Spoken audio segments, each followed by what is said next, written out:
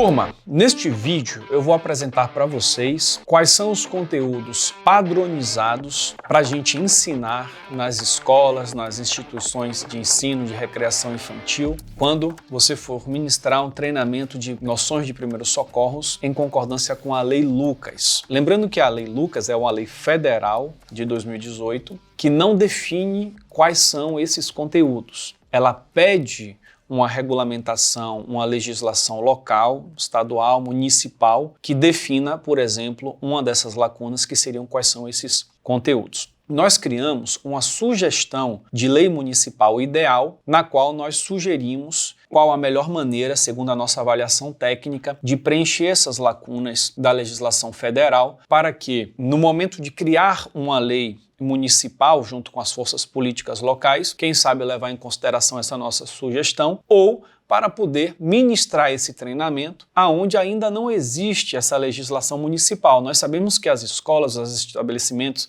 de recreação infantil precisam dessa capacitação agora. Não dá para esperar que todas essas legislações municipais estejam presentes para começar esse trabalho. Então, por esse motivo, nós criamos essa sugestão de conteúdos padronizados que eu vou apresentar aqui nesse material. Esse material são os slides em PDF de um curso que nós temos dentro da nossa plataforma de ensino, a Universidade do APH, um curso chamado Lei Lucas, o que todos precisam saber. Nós dividimos esse material em 4 partes. Nós temos aqui, para quem ainda não conhece, a história, a criação da Lei Lucas. Falamos aqui sobre a lei federal, destrinchamos a lei federal na íntegra e trazemos aqui na terceira parte essa sugestão de lei municipal ideal, que é justamente aqui que nós trazemos, por exemplo, a questão dos conteúdos padronizados para serem ensinados, assim como, por exemplo, o kit de primeiros socorros para ser colocado nas escolas. Inclusive, eu estou aqui ainda nesse cenário, onde eu gravei um vídeo anterior apresentando qual seria esse kit de primeiros socorros ideal para ser implementado minimamente para atender essas emergências, urgências que acontecem nesses ambientes. Inclusive, caso você não tenha assistido esse vídeo ainda, esse vídeo está com o link aqui na descrição para você poder ver esse vídeo completo mostrando o kit de primeiros socorros. Dessa vez aqui, ainda dentro dessa parte, nós vamos falar dos conteúdos. Nesse PDF que você está vendo, que nós vamos deixar também um link para download na descrição do vídeo, tem uma quarta parte onde nós fizemos um levantamento, e aí agradeço novamente ao Guto Sabino, de São Paulo, enfermeiro, bombeiro municipal, Reinaldo Marques, Ednei Fernando, toda essa equipe responsável por esse levantamento, onde nós trouxemos aqui as leis municipais que nós já conhecemos, que já existem, estão em vigor, nós trazemos também o conteúdo dessas leis aqui nesse documento. Então eu vou pular aqui para a parte, aqui toda a lei federal, aqui já estamos na lei municipal que nós sugerimos. E aqui no artigo 2 dessa lei municipal que nós sugerimos implementar, tem aqui os conteúdos do curso e é isso que eu vou apresentar. Eu me chamo Leonardo Clement, sou médico e esse é o canal do Instituto Brasileiro de Atendimento Pré-Hospitalar. Eu te convido para você se inscrever em nosso canal, caso você ainda não esteja inscrito, e, se possível, compartilhar esse vídeo com as pessoas que você conhece, já que é um vídeo de utilidade pública muito importante e vai ajudar muitas pessoas a terem uma direção no sentido da implementação da Lei Lucas. Vamos lá, então, para o conteúdo do vídeo. Quais são os conteúdos que tem que ter nesse curso? Nós estabelecemos que o ideal é que tenha pelo menos um curso com 4 horas de duração, um curso presencial, para no mínimo 30% dos funcionários daquele estabelecimento, para que o estabelecimento possa ser credenciado em conformidade com a lei federal. Obviamente, onde já existe uma lei municipal que destrincha isso, você vai seguir o que tem na lei municipal, mas nós sabemos que a grande maioria dos municípios do Brasil, a esmagadora maioria, ainda não tem essa regulamentação, portanto, nós trazemos aqui um caminho para facilitar, para padronizar com a melhor maneira técnica que nós entendemos essa questão. Para credenciar o estabelecimento, primeiro critério, um treinamento presencial de noções de primeiros socorros teórico-prático com 4 horas de duração e fazer isso para, no mínimo, 30% dos funcionários daquele estabelecimento. Nós trabalhamos na nossa metodologia do IBRAP com turmas de, no máximo, 20 pessoas, porque é um curso teórico-prático, não dá para colocar 300 pessoas no auditório. Então, se for um estabelecimento, por exemplo, de até 60 funcionários, apenas uma turma presencial já é o suficiente para contemplar os 30%. Estabelecimentos maiores terão que fazer mais de uma turma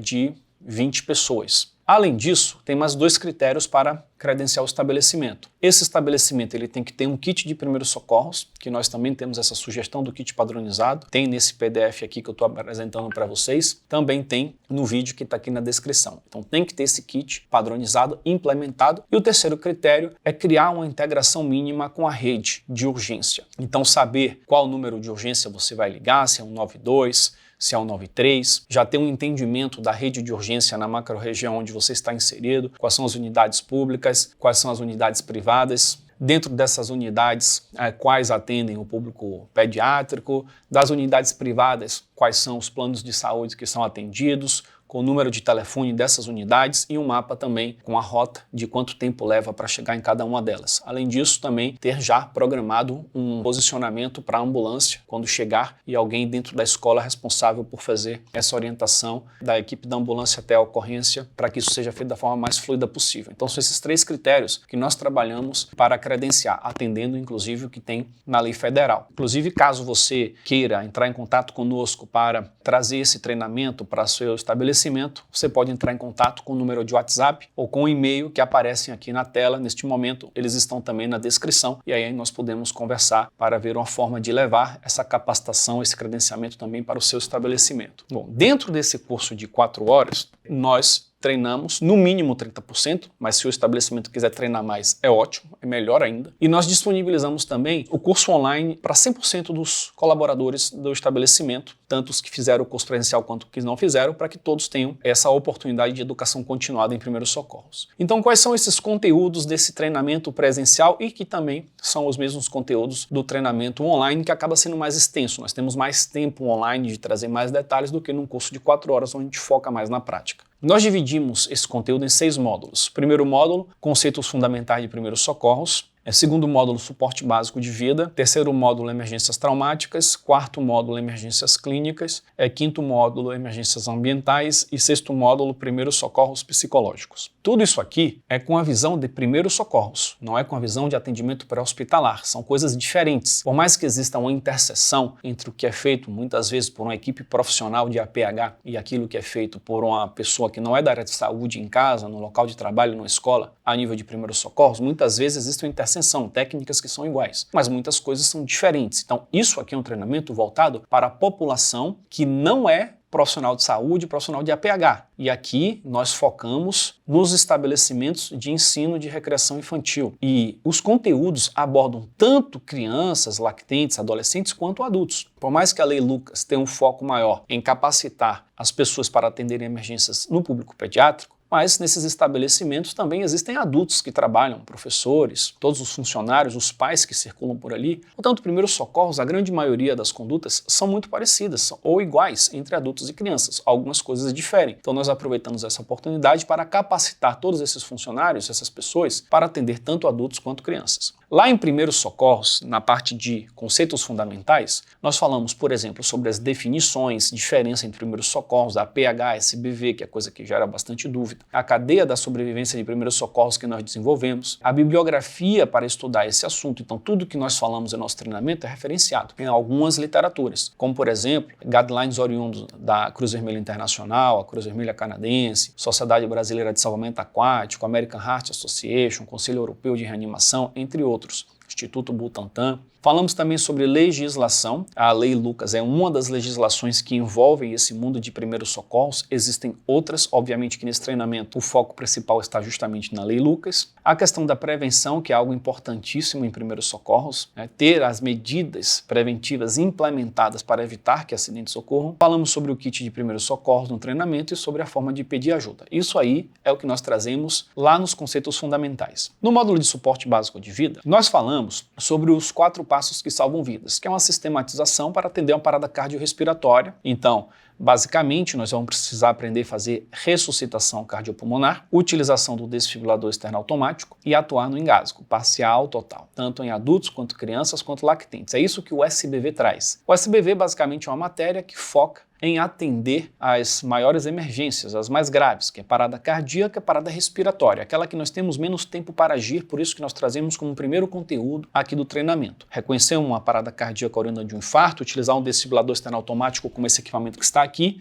qualquer pessoa pode usar e que é capaz de identificar um ritmo, dar um choque no paciente e às vezes salvar uma vida. Mais comum de ser utilizado e indicado, vamos dizer assim, em adultos. Tem que ser utilizado também em crianças, mas crianças que têm parada cardíaca, na maioria das vezes, não vai ter indicação de choque. Pode ser que tenha, mas na maioria das vezes não vai ter, porque enquanto o adulto tem uma parada cardíaca por um problema no coração, que acaba fibrilando lá e tem indicação de choque, a criança, quando tem a parada cardíaca, em geral, é por conta de um problema respiratório, uma hipóxia, que geralmente não levam a parada cardíaca do ritmo chocável. Isso tudo a gente destrincha melhor no treinamento, inclusive a gente pratica bastante, como reconhecer, como fazer uma avaliação inicial, né, como pedir ajuda, como fazer compressões de alta qualidade, ventilações no SPV, tudo isso aí está nesse módulo de suporte básico de vida. O terceiro módulo são as emergências traumáticas. E quais são as principais emergências traumáticas que nós trabalhamos aqui? Controle de hemorragias, diferentes maneiras de fazer controle de hemorragias, compressão direta, uso de tourniquets, uma bandagem elástica, por exemplo. Cuidar de pequenos ferimentos, né, através de uma antisepsia, um curativo adequado.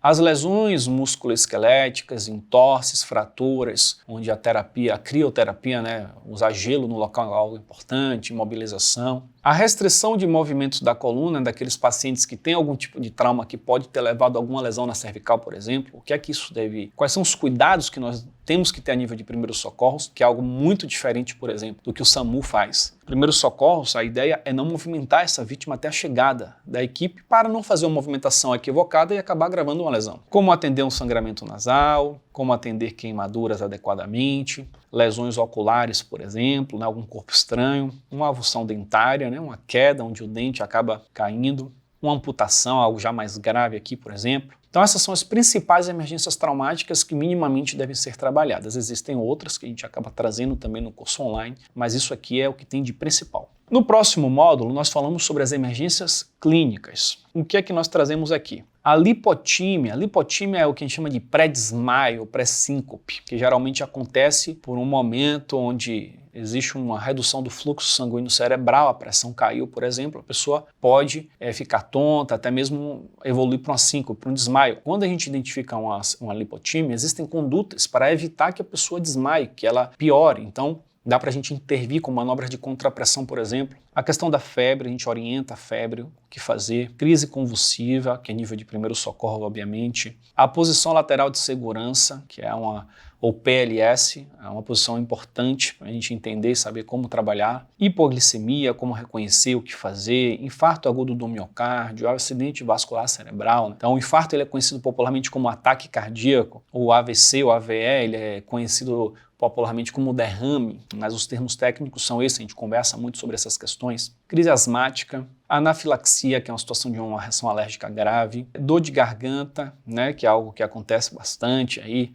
no dia a dia, dor de ouvidos, dor de cabeça, soluços, vômitos. A gente fala sobre o que é que tem nos protocolos de primeiros socorros para lidar com essas situações. No quinto módulo, nós trazemos aqui as emergências ambientais. Nós didaticamente decidimos empacotar dessa forma a nível de primeiro socorro para ficar mais didático. A depender, o profissional de APH que vai estudar isso aqui, ele pode encontrar, por exemplo, a questão de afogamento no capítulo de trauma, porque afogamento é um trauma. A questão de intoxicação pode estar vindo ali com questões de emergências clínicas ou trauma, depender. Nós decidimos trazer esse módulo de emergências ambientais para dividir de forma relativamente equilibrada esses assuntos. Então aqui, emergências ambientais, temos as intoxicações que podem acontecer, existem intoxicações medicamentosas, intoxicações com produtos químicos, como produtos de limpeza, por exemplo. Acidentes com animais peçonhentos, né? São animais que têm veneno, existem diferentes tipos, então existem condutas para ter especificamente nesses casos. A questão da hipertermia, insolação, da desidratação, a hipotermia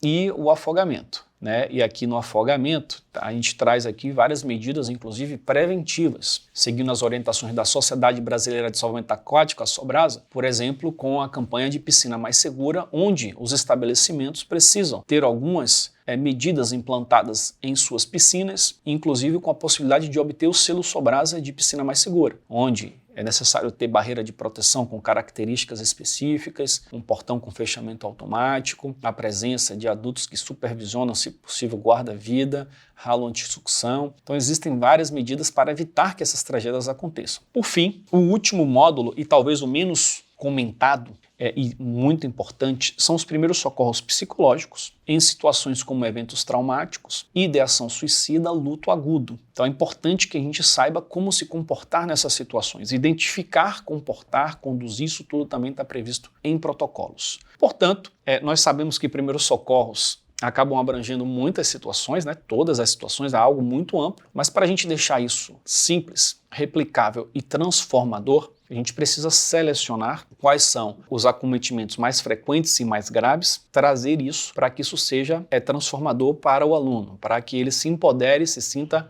confiante de poder intervir e conduzir adequadamente esses casos, e nas situações com a vida ameaçada ali da vítima, que ele saiba fazer os primeiros gestos que possam ajudar, inclusive, a salvar essa vida, como numa situação de parada cardíaca, de engasgo, de hemorragia grave, entre outras situações. O atendente de primeiros socorros aqui vai aprender isso nesses treinamentos, abordando esses conteúdos. Inclusive, todos esses conteúdos, eles vão ser abordados. Estou gravando esse vídeo aqui no dia 26 de julho de 2022, na próxima semana, a partir do dia 1º de agosto, nós vamos realizar um treinamento teórico-prático gratuito, completo, ao vivo, na internet, entre os dias 1 e 15 de agosto. Serão 5 lives, onde nós vamos discutir todos esses assuntos e mostrar na prática. Vai ser algo gratuito. Então, se você estiver vendo esse vídeo aí antes do evento, clica no botãozinho que está na descrição para você se inscrever lá pelo e-mail. Você pode entrar no nosso grupo de Telegram, de WhatsApp para receber esses avisos. Está ao vivo conosco neste evento, que vai ser gratuito. Caso você esteja vendo esse vídeo já posteriormente, verifique se esse conteúdo está disponível aí no link na descrição para você poder também estar estudando. Portanto, cadastre-se, né? Eu costumo dizer que o leigo é muito importante que ele saiba esses conteúdos.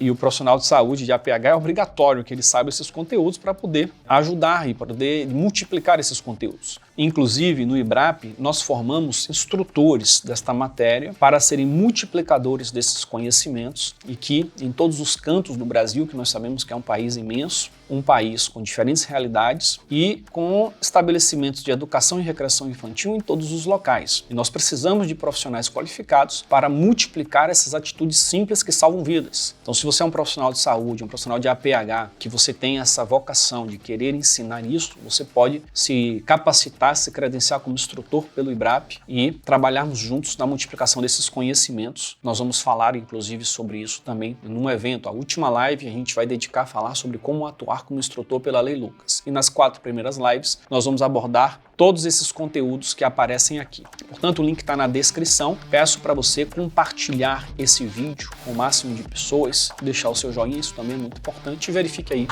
a sua inscrição em nosso canal. Caso você seja de algum estabelecimento de ensino, relembro que você pode entrar em contato conosco para agendarmos esse treinamento e certificar o seu estabelecimento no WhatsApp ou no e-mail que aparece aqui na tela, ok? Então, obrigado por ter acompanhado até aqui. Aproveite aí os comentários para acrescentar alguma informação a mais, para tirar alguma dúvida que eventualmente você tenha. Estamos juntos nessa jornada. Um grande abraço. Tchau, tchau.